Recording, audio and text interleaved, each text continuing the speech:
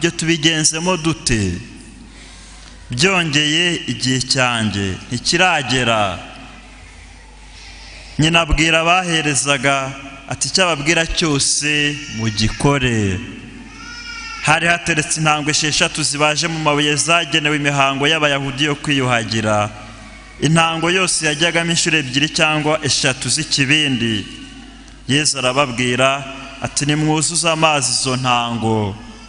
Barazisendereza kugera ku rugara. Yesu arongera arababwira ati ngaho noneho nimudahe mushyire umutegeka w'ubukwe. Baramushyira. Umutegeka w'ubukwe amaze gusogongera ku mazi yahindutse divayi, atazi aho iyo divayi turutse, abahereza bari bavomye bo bari bahazi. Nuko ahamagara umukwe aramubwira ati ubusanzwe umuntu arabanza agatereka inzoga nziza, bamara guhaga agaheruka itari nziza. Wowe ariko wakomeje gutereka inziza kugeza ubu. Aho i Kana mu Galileya niho Yesu yatangiye ikimenyetso cye cya mbere, maze agaragaza ikuzo rye, nuko abigishwa be baramwemera. Iyo ni ivanjili ntagatifu.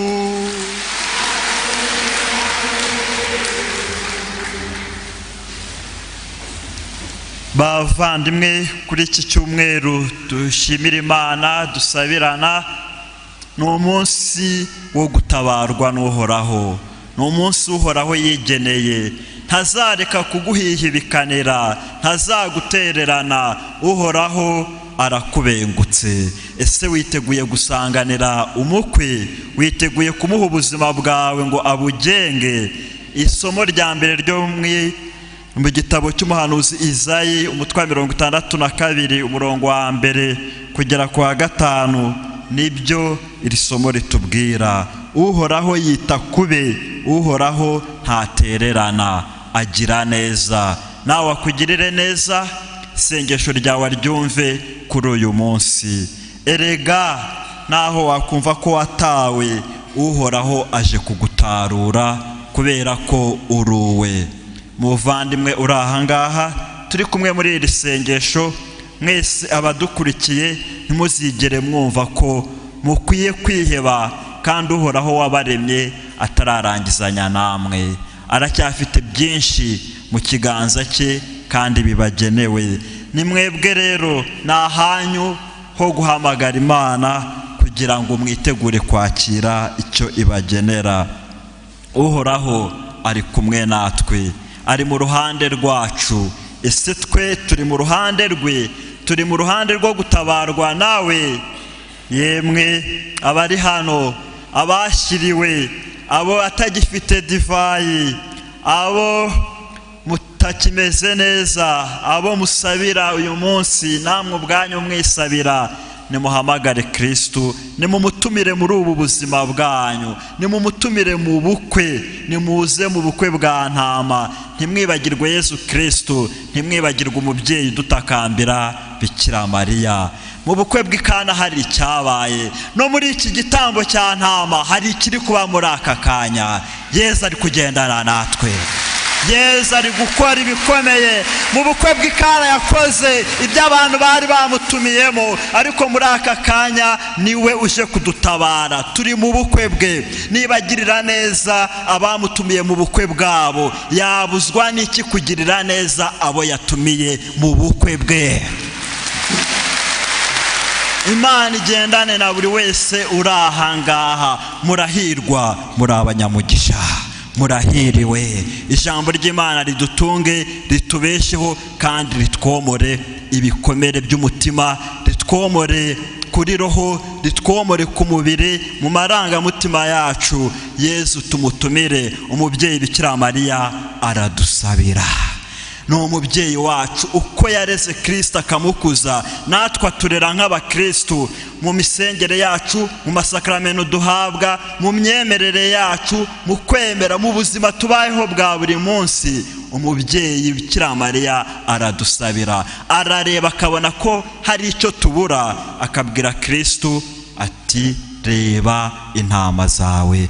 Kristo tebuka utabare intama zawe ziri ahangaha kandi zigutegereje, zikeneye ko uzuhira amazi y'ubugingo.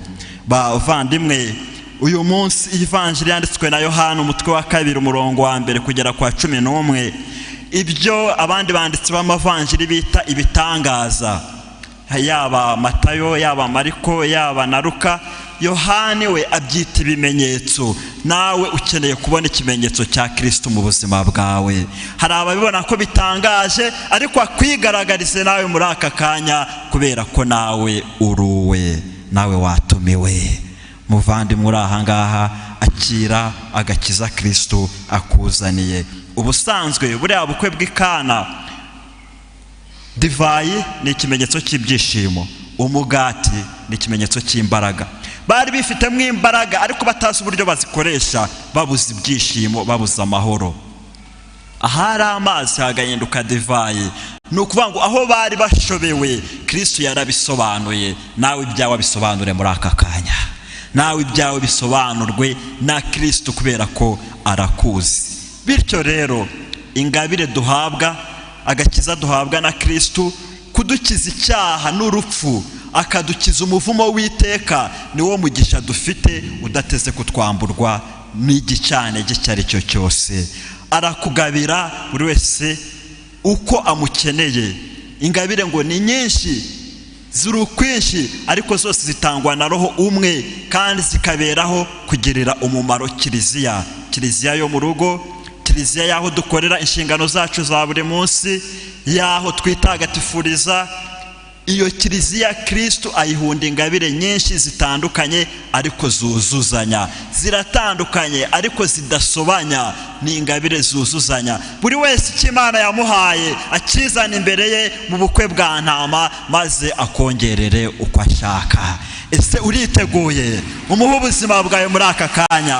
Ibaruwa ya mbere Paulo yandikiye Abanyakorinto umutwe wa 12 umurongo wa 4 kugera kwa 11. Izo ngabire zose, iyo migisha yose yakoraniye muri Kristo ikatugabirwa, uyu munsi